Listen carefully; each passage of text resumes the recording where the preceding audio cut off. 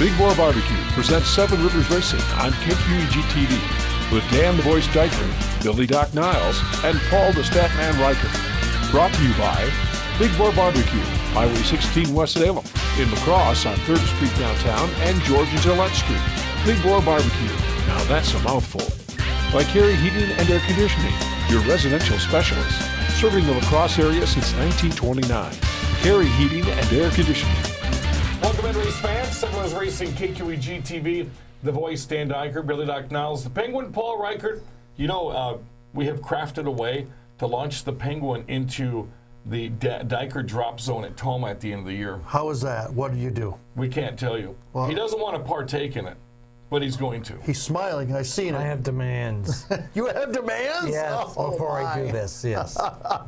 That will be shown on this TV show. Oh, I can't wait to see that. Yeah, mandatory. And I got to thank Chuck Hausman right outside, where everybody knows I throw stuff off the balcony at Tomah at intermission time. 200 or 300 people gather around. They actually painted from the concrete out a half bullseye. So now it's called the Dyker Drop Zone. So that's where the kids gather. He's not going to drop you, is he? We're dropping a Penguin. Oh, no. Season championship night, which is what, September 4th? Yes. Yeah, Penguins, we're launching a Penguin. Going to recap, talking about Tomah Sparta Speedway. We're going to recap them as we normally do, as we are the Crosse Speedway. Coming up today, a pair of teammates. And I tell you what, it's been odd to see them race the past couple of weeks because either they line up next to each other to start a race or they're battling each other for positions. Yeah, it's going to be John Huebner and Rob Stansfield. They're usually chasing each other, it looks like, no matter what event it is. And Huebner has a shot at a track championship in a car that Stansfield had, or a van Stansfield had just a year ago. So we'll talk a little bit about that in our third segment. And they're also chasing each other. 4 points separate them and one lacrosse point standing. We're going to talk about when they come on as well. Nice. But we got to thank our advertising partners for 2020 this year. Of course, Big Boar Barbecue, our title sponsor, voted #1 in La Crosse County, not only for best barbecue, but also best caterer. Carey Heating and Air Conditioning, you know, the weather's kind of in between right now. You might want to start getting that heater checked out because sooner or later, in about the next month and a half, 2 months, you're probably going to need it. Fansarena.com. Check out the threads that we wear every week. J&L Collectibles and NorthstarCustoms.com. Thank you all for being partners in the 2020 season. Twin 20s at La Crosse Speedway last Saturday night. We're going to start things off here the last couple of laps. Feature race #1, which, well, pretty much belonged to Brent Kirshner and Devin Schmidt. This had to have been one of the most exciting late model races I've called the entire year. Probably the best one that you've seen standing in the infield. Kirshner on the outside, Schmidt on the inside. I would say, what, at least 10 attempts at making the pass, 20 over the 8? He actually had the pass completed if it weren't for the yellow flag. The caution came out, it reverted him back to second place, and man, what an impressive run. This is only like the second or third race for Schmidt in this car. I think this was his 2 weeks in a row now. 2 weeks in a row at La Crosse, and boy, what an impressive run in his second night out with their, you know, and you know, it's just so close. He gave it so many shots, a little bit loose as you saw in that last lap. Had to settle for second, but he's looking for a bright future with this new car. Yeah, Kirshner, of course, first win of the year. You know what he's done in the past. Devin Schmidt, a former sportsman driver at La Crosse, and man, do they make this thing interesting. And the best thing about this race, and I'm sure our guests can testify, they were sitting down there in the pits, it was clean. Yeah. I didn't see a wheel rub and any damage on either car. It was one of the cleanest side-by-side races we've had all year. Brent was doing his best to hold him down, and Devin was doing his best to use the ground that he had. Just couldn't quite get the job done. Second 20-lapper for the NASCAR late models. Not as close as the first, but some interesting pick moves going towards the end of this one. Oh, definitely. You know, you got to feel bad for Justin Mulliken. He breaks out. He's leading this one with a couple of laps to go. He's got Billy Moan, Steve Carlson, and Nick Mergic right behind him. All he needs is 2 laps, and he wins his first career feature. And along comes a lap car, and it kind of moves him up the track a little bit, and that's all the gap that those 3 needed to get by him. Bang goes by, Moan goes by, Carlson goes by, a half a lap later, there goes Mergic. Billy Moan scores his first career victory here at La Crosse Fairgrounds Speedway, so congratulations to him. Sportsman, well, it was exciting for a little bit until Mr. Niles decided to bring back the rocket ship. Yeah, Sam quickly got the lead off the race, but then We had one of the Mid-American Stock Car Series visiting, Steve Blair. Steve Blair, who's second in Mid-American Stock Car Series points, comes out of nowhere out of Indiana to race this one. Yep, he tried everything he could to close the gap on Niles, but eventually he'd have to battle Dave Edwards for second, but he was able to hold him off. But Sam claims his third feature win, and I believe it's his third season finale win. Yeah, he's won the season finale the past 3 years. That's pretty impressive. 3 wins in the season. Anybody that just stumbles upon this TV show goes, oh, wow, they must be talking about the point leader. Man, what a rough start to this year. If he'd had a better start, we'd probably be looking at a really tight points battle. But, one thing I do want to give credit to the sportsman division for the change in rules. Where else are you going to see division where you can have like a late model body, a modified body, a sportsman body, a truck, and a mid-am, as we saw last week, all in the same race? If anything, this class is really diversified, so it's pretty fun to watch. It's going to make the area sportsman at Oktoberfest real interesting, and the sportsmen that run on Thursday night. Andy Moore assumed the race lead on lap number 4 to the hobby stock feature. Here comes the last couple of laps of that one here. Tom Farah in his brand new car, which I think was owned by John Grosskopf in the past. Yep, Grosskopf won a feature with it a couple years ago. Was closing, but again, it's Andy Moore, and, well, the number 19 gets the checkers again. I got him in victory lane. I said, well, last week it was Adam, this week it is you, and, your cousin Matt just wrecked his van. What do you think? You put him in that thing, and I just got a stunned look from him, so we'll see what happens at Oktoberfest. Billy Jake Chalmers, we're not going to talk about him in the 6-cylinder class this time. We're going to talk about him in the Hornet division. Chalmers, he had to endure about 4 different yellow flags to start this one, but then he broke out to a big lead, but along comes Jordan Young in the backup car. Boy, is that thing flying.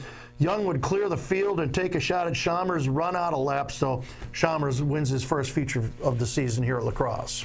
Looking at the minivans, John Huebner did that on purpose because he's standing right there. It took me about 4 years to get it. Who? John Huebner took 5 laps into the minivan feature, but working his way through some traffic, well, it was Dave True. Dave True was the only driver that had 2 minivan feature wins this year. John Huebner holds off the challenges of the Aztec and picks up the race win, and that was your second of the year in the vans, right? Yeah, so now we have 2 drivers in the minivans with 1 race to go. The championship on September 5th, I think it is. I believe it is. Yep, September 5th. It's going to come down to I'm going to make a prediction right now, Dan. The 14 van is going to win. He's going to be the champion. Take the tee off and be really interesting because now we got 2 of them that are identical going across. One more race was very interesting and probably one of the slowest races I've ever called at La Crosse, Paul, the cone race. Yes, this is where the drivers had to balance a cone. Actually, they did it on the roof of their car this time instead of the hood normally. Well, I'll let you complete because Billy has controversy to bring up. I do. Uh-oh. Okay. Well, we have some interesting cars running the race here. We have a few minivans. But Zach Leach did the best job at balancing his cone to take the victory in that race, and I bet that's part of the controversy. I have controversy in this. You have minivans in this who have twice the length of a roof of a car, and you notice 2 of the top 3 minivans. So, man, and it looked like Leach. Really steady. I don't think his moved very much at all. Smalls was on a Sunday cruise. I mean, I could hear his radio blaring it from the infield. So, I think Smalls probably could, had a drink, had a meal. His wife could have put the makeup on and not disturbed it. So that's he got 3rd at least. I guess I'll give him that much credit. But that's a lot of surface area for a minivan. And I thought that somebody's cone fell off the hood of their car, ended on the trunk, but never hit the ground. I'm going to have to go back and see who that was because I don't think that person should have been disqualified. It didn't hit the ground, so why were they booted out of the race? Well, 3-4 laps to go. I'm going to have to go back. I'll have to look. I don't remember seeing that. I'm going to have to. It got stuck.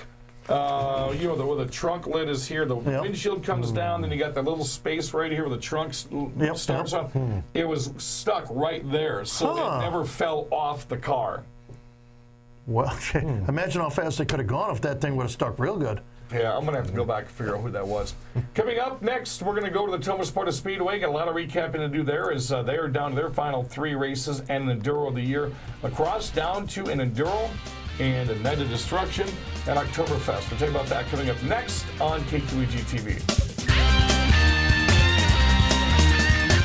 You don't have to fly to Kansas City to get great barbecue. Crosse has spoken. Hi, Jerry here, and once again you voted us the best barbecue and caterer. This year you added ribs. I'm truly humbled by this honor. If you haven't tried our barbecue, I invite you to stop in for breakfast, lunch, or dinner. Find out why La Crosse County consistently votes us #1. Ribs, pulled pork, brisket, and chicken, and so much more. We also cater groups large and small. Big Bore Barbecue, Highway 16, West Salem.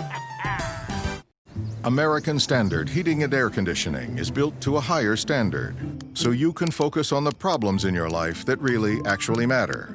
Like figuring out which remote turns the TV on, or the smell in the vegetable crisper that in no way can be vegetables, or finding your phone when you leave it on vibrate. Whatever you're worrying about, it won't be this. American Standard Heating and Air Conditioning, built to a higher standard. Welcome back, race fans. Seven Rivers Racing, KQEG TV. Make sure you look up Seven Rivers Racing on YouTube. We've had our own YouTube channel on there for the past 10 years, and you can find all of these programs on there, whether we're in the studio or on location. I do miss being on location at Big Bore Barbecue, though. Yeah, we didn't get to do that this year. So I can hear your stomach, by the way. You obviously didn't eat before we came here. I had So such a busy day today that I even skipped lunch. and So when I boy, go home, wouldn't Big Bore feel really good in your belly right now? I'd have to have a nap. Yep. They'd have to wheel me up out of that place. Upper Midwest Vintage Racing Series back once again at the Tomah Sparta Speedway. I love that series. I love announcing that series. But one of the reasons I love them coming back to Tomah is because some of those drivers, like Larry Bolster, cut his teeth in racing 35 years ago last weekend. You shouldn't have said that. That just dates the dude. But yeah, No, but he put it on Facebook, and he was all proud to be oh, back he was there. proud about that. He Oh. says, I can't wait to run my Monte Carlo wheels inside 3 and 4 and get on an old track where Triple used to run. Yep, that's where Larry cut his teeth. You know, I cut mine at the big track at La Crosse. And you know, Bang and I, we got a lot of history, so it's kind of cool to see him going out there in a Larry Bolster retro car. Yeah. Figure that one out, Well, and doing well as he's doing. Talking about retro cars, Ralph Catone came out and made the field his own. Well, except for one other car we'll talk about here in a minute. Ralph Catone brought out the Bobby Allison Coca-Cola retro car, and did he have a clean sweep? I think he had a clean sweep. I believe he did. Yes. Yeah, he had a clean sweep, but they don't qualify him, but he won the heat race and he won the feature. We'll show the last two right here. Just when you thought Catone was going to walk away from the field, though, here comes Bob Fitzpatrick in the Bemco another 4. Love that car. He's out of Black River Falls. Picked it up last year off of, I think it was Ken Lewis. Or was it a Catone? I think he got it off of Catone. Yeah, I think it was a Catone car. And he goes on to victory lane, gets the checkered flag, but like Rob Stansfield was just telling us in between the break right here, he didn't get a chance to, but Ralph did. He was so proud to ring that victory bell. Yeah, and I do believe, if memory serves me correctly, this is Ralph's first feature win since the early 80s. So that's how long it's been for Ralph. So congratulations, Roofy boy, on your feature victory. We're not going to rub that one in. Let's just go to the sportsman, Paul. Yeah, kind of got off to a rough start when Jake Schiller got spun out in turn 4, but he was able to get back in the race. Mark Chalet did suffer a little damage, but he was able to get back in there. Jason Backus got out to the lead about 5 laps in. Tyler Sauter and his Camaro made things interesting there, but then the late race caution put those two alongside each other on the final restart. But Backus was able to pull away from Tyler to score his second win and his first since that accident he had a couple of months ago. He got T-boned by a modified up in turns 1 and 2 at Tomah, had no place to go, and he just now got it back out. Billy, another exciting hobby stock feature. What was that? More? Yeah, again. Yeah, well, it didn't look like it was going to be Moore's night, as Aaron Hendricks is holding him off. Moore cannot make the outside groove work. He try as he might, can't do it, falls back in line for a little bit. Last couple of laps, he's going to take his last shot, something you don't hear very often here at Tomah. He powered his way out of turn 4, got past Hendricks, and completes the win. He gets to ring the bell. That was the best feature I've ever called for Aaron Hendricks at the Tomah Sparta Speedway. And not only was this feature, the heat race was identical, and Moore had the longest time to try to get him and got him on the last lap. So. And give credit to Hendricks. I mean, he's come a long way. Yeah, he held his line, and the pressure from Moore, he didn't crack under it. So, great job by Hendricks also getting second. Well, in the Hornet feature, it was a battle of the 3 M's and an L. 3 M's and an L. Sounds like a Mexican wrestling league. Morphy, of course, Malum, McCarthy, and Linehan. Not to say anything against Linehan, but 4 M's would have been pretty cool. Sammy Linehan was holding on tight to this one all the way around as we sure the last couple of laps. And then here come the brothers running 1 and 2 in the point standings. It's Malum and McCarthy. They got past Sammy Linehan. I think it was a second to the last lap. And I was rooting in the tower for Sammy to get a feature race win with some of the stuff she's gone through. In the end, though, Tomah Murphy had a little bit too much for everybody. Captures his feature race win. He claims the point lead continually. And I think between Malum and McCarthy, that championship's going to come down to September 4th. Oh, yes. Tell me Tim McCarthy ain't one proud papa. Well, yeah, especially after Brandon, his other son Brandon got himself a heat race win at La Crosse. Yep. 6 shooters, Paul, and it is fireball time. Yes. Josh Meyer made a daring move about 3 laps in to get to the lead, and he was building up a huge lead, but guess who was coming along? Matt Moore got to him and took the lead with just past the halfway point. Dustin McCracken, Al Bartles, and Sean Warman were all battling amongst themselves for third. McCracken got the spot, but back up front, Josh Myers tried to close the gap on Moore. Close. Yeah, but unfortunately it didn't happen as Moore claimed his 4th win of the season. Billy, segment 1 La Crosse, it was about the cones in the extra race of the night. At Tomah, it was all about the tires and the chaos race. The tire race in the chaos event this week is where they put a tire on their hood and they try and survive 4 laps around Daytona. Dan Fry was leading this bad boy. There goes the tire. Guess what? His teammate Matt Moore, who just won that last feature, he was able to hold on to that tire. He gets to go back in, ring that bell for a second time. So great. By the way, no fireball at fireball lanes for a chaos event. It has to be a feature. Yeah, because he did the fireball La Crosse a couple weeks ago. He did it at Tomah as well, and there's nothing wrong with that, but it's got to be a feature race. Got to be a feature. When we come back, our 2 guests in the program are in 4 different divisions at the La Crosse Speedway. They were in 4 almost in one night, it seemed like. 2 of them, well, actually, 2 of them is going to come down to these 2 guys. 1 of them is going to come down to other opponents. It's going to be Rob Stansfield and John Huebner coming up next on KQEG TV. You don't have to fly to Kansas City to get great barbecue.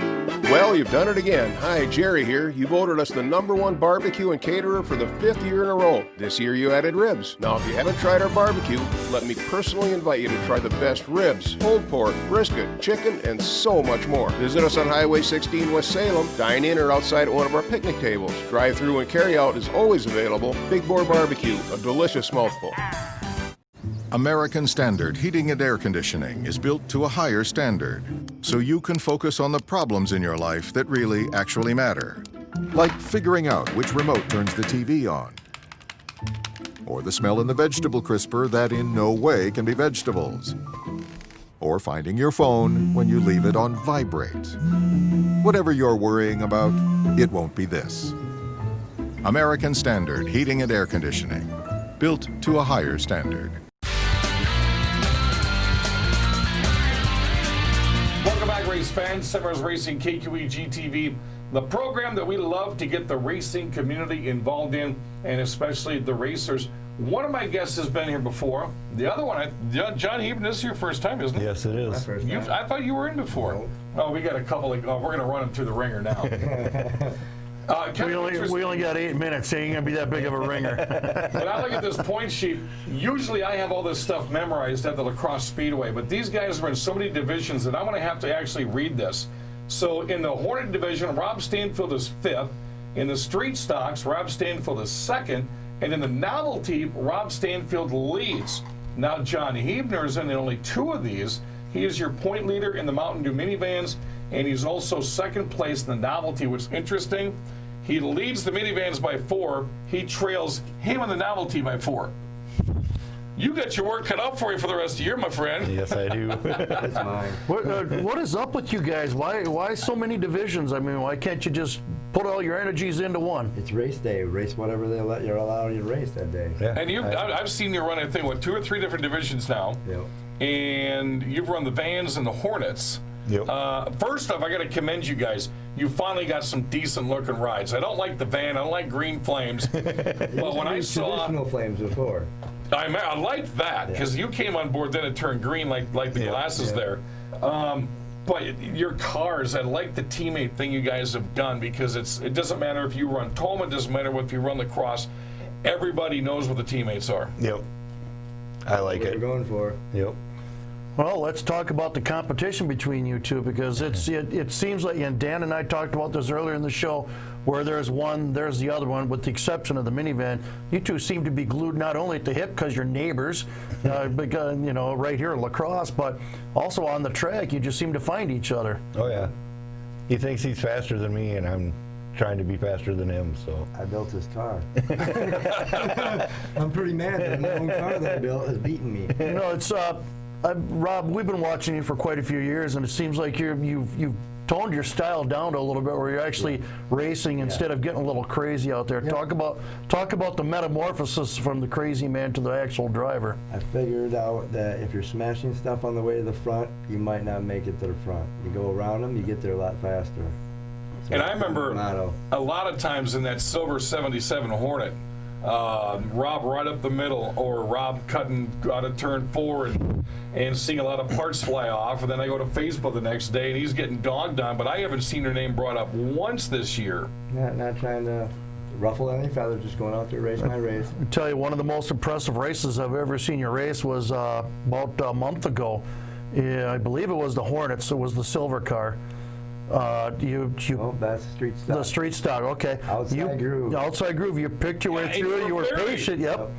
You were patient, and you took the lead with a few laps to go. And honestly, you get excited when you get in victory lane. I get that, but that's the most animated I've seen you in victory lane ever. That was the first feature win. Yeah, it was. For the street stock, okay. Of the year. He took the Jake Chalmers line. Nobody wants to get street stocks. I mean, after everybody has settled down, nobody wants to go outside and race that thing. Everyone wants to go inside, 3 wide, 4 wide. That night, man, you saw the outside. I remember you coming off of turn 2, and I think that was the first time you saw the outside lane, and I never saw you come back down into the checkers hit. No need to. John, let's talk about the minivans, man. You're in a dogfight with that other, and I declared a 14 van will win. You're in a dogfight with that other 14 van, and it's got to be fun for you too. Oh, it is. I enjoy it. It's a little stressful, but I mean, it's fun. Yeah. If somebody would have came to you 10 years ago and said, hey, one of these days you're going to run a minivan, what would your reaction have been? I'd have laughed. We talk about this all the time. But I love them. I love it. I've seen the vans. Oh, they're fun. We want to get him in one. Yeah. Well, I want to be in one of your vans. Backup one. Well, so let's talk about the metamorphosis of this class, because it started out as like 2, 3, 4 vans. Now you're getting 8, 10, 12 vans consistently. It's great to have that kind of competition now. Oh, yeah, it's fun. It is fun, and we're actually pretty clean out there. Yep. There ain't a lot of wrecks. A lot of them are from them spinning out on their own or just pushing up and hitting the wall. We've ran vans, 4 years now? Yep. And I constantly have drivers from other racetracks going, dude, I can't believe we race minivans. They just must tip over left and right. Well, to this day, we have never had a minivan tip over in a heat race or a feature. And that leads into my next question. You look at it, you'd think they're so top heavy, they're going to flop over, but Yeah. what do you do? I mean, they just seem to stick. Yeah, you just got to slow down enough. We've seen them go up on 2 wheels before, but we've never had one actually go over on its side. No. Yeah, I've been running my groove, and the van just sticks. No, I would imagine the rules are pretty strict on them as they are for the other. Same as street stock. Yeah, so you can't do that much modification to the suspension. Nope. Completely stock. Yeah, everything is stock on that every thing. part. So it's just basically tire pressure and driver. Yep. I bought the van from one of my best friends, and I was going to turn it into a minivan car, and Robert wanted it, and I gave it to him, and we just painted it up and took it out there. And if you look at the innovators that really stepped up, and I think Matt Moore was the very first one to bring out whatever that little van is he has and just start smoking the field. Rob comes out last year, and there was nobody on that track. Well, I remember we had one feature. I think we had 15 every single race, and all of a sudden the Larsons are coming out 3 deep this year. So With the fish, don't forget the fish. Matt Moore started this thing off. You set the bar by just dominating. He's got the van now, but everybody wants a piece of you. Yep. I mean, that has to feel pretty cool after what you guys have done over the years. Yeah. We're going to bring it out again next year. I'm going to drive it. We're going to keep on going with it. Real quickly, street stocks. Over the past 2 weeks, you guys have either lined up next to each other for the feature, which I think is really cool for me to call, or somehow during the race, it's boom, boom, you guys are racing door to door. Yep. Both good drivers. Both decent cars. Yep.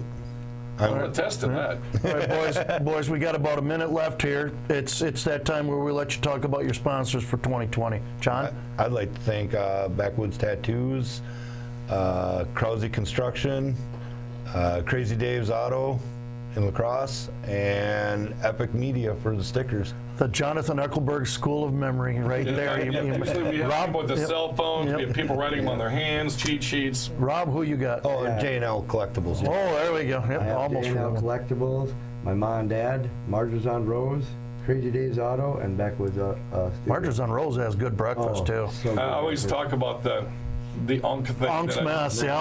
I actually tried to tackle one of those by myself a couple months ago. I get about halfway through and it was done. This Bill and Ruth Inglet. Yep. They've been letting us use their garage. Nice. Yeah, awesome. So we got this year in their garage. Full-fledged racing when they drop the Inglet name in there. Tell you guys have been a blast to know over the years. It's a blast calling your races, whether it's a minivan or a street stock. You still got a championship to go after in the minivan, and hopefully Chuck Deary has some kind of a novelty event either on the Enduro night or during Night of Destruction. Because I want to watch. The Enduro is a novelty enough for you? I want to see what We got the same cars as last year. I took third in my car. We just put them in the weeds. They're coming back. Nice. Oh, man, I can't wait. Can't wait. That's John Huebner and Rob Stansfield. Listen more on the radio show, Midwest Race Report, coming up Saturday at noon. That's going to do it for the program. We're going to let these guys go. They got a lot of racing to do between now and Oktoberfest. For Paul and Bill and Rob and Huebner, and Dan Dyker, thanks for watching Seven Rivers Racing. You've been watching Seven Rivers Racing on KQEG TV with Dan the Voice Dyker, Billy Doc Niles, and Paul the Statman Riker. Brought to you by Big Boar Barbecue, Highway 16 West Salem, in La Crosse on 3rd Street downtown and George and Gillette Street. Big Boar Barbecue. Now that's a mouthful. By Carey Heating and Air Conditioning, your residential specialist, serving the La Crosse area since 1929. Carey Heating and Air Conditioning. Thanks for watching Seven Rivers Racing on KQEG TV. You don't have to fly to Kansas City to get great barbecue. La Crosse has spoken. Hi, Jerry here, and once again you voted us the best barbecue and caterer. This year you added ribs. I'm truly humbled by this honor. If you haven't tried our barbecue, I invite you to stop in for breakfast, lunch, or dinner. Find out why La Crosse County consistently votes us #1. Ribs, pulled pork, brisket, and chicken, and so much more. We also cater groups large and small. Big Boar Barbecue, Highway 16, West Salem.